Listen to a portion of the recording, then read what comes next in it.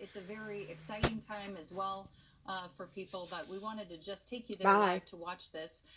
It's always a See big ya. moment as the outgoing president leaves the White House for the last time as president of the United States, and we prepare as a nation for the inauguration of our next president of the United States. And we're going to be dipping into Washington, D.C. live throughout the morning.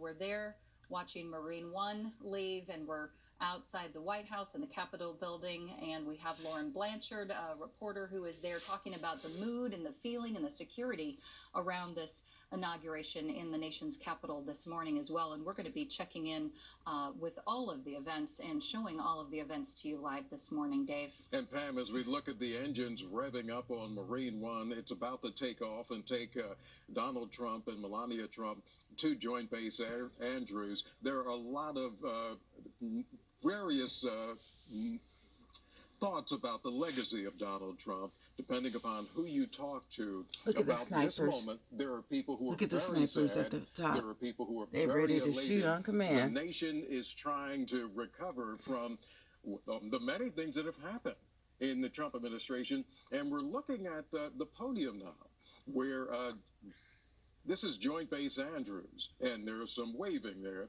They're setting up, waiting for the arrival of Donald Trump. So, Pam, a lot is happening, a lot of moving things happening as we speak that we'll be talking about for a long, long time. Bye. That is Deuces. absolutely, Dave. And See you it's later. just nice to be able to dip in there and watch all of this live because as we've been talking about, normally huge crowds are there in person. School groups get to apply and take trips to watch the inauguration of the President of the United States, and that's not happening this year because of the pandemic.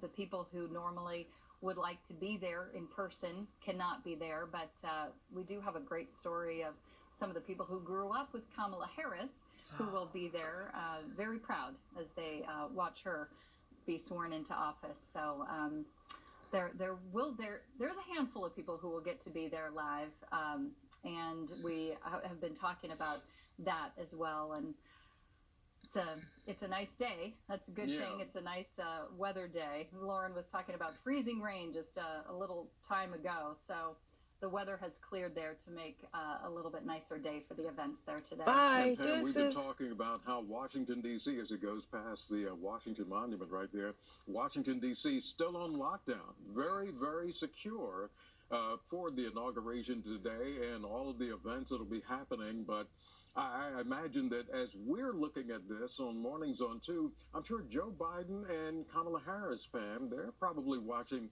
the helicopter as well. Well, and it's so sad he interesting can as stay we there watch and do the Donald proper Trump leave the White House. He's the removal first president and since attend. Richard Nixon to not take part in the inauguration Yeah, that's what I'm of the talking next about. president. Normally, What a he punk. would be there for the He's punk. the ceremony, the swearing What a in, but punk. has decided not to be there, so that he would 'Cause not he's be a there punk. publicly for the events today. But former President Obama and George Bush and Bill Clinton will be there.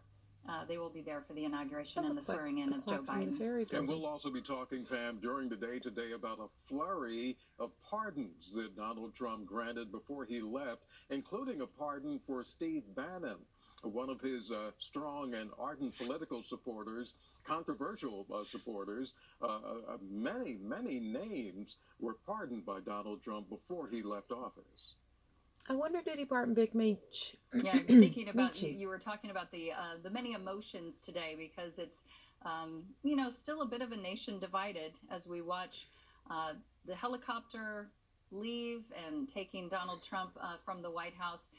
It reminds me of when the transition of Barack Obama to Donald Trump, and it was such a different procession because he was traveling by car in order to get to the inauguration and the swearing in. But we are watching again Marine One take Donald Trump away from the White House as president for the last time. Bye. And we'll be continuing to watch the events as they unfold. We want to bring you back here to the Bay Area right now, though. So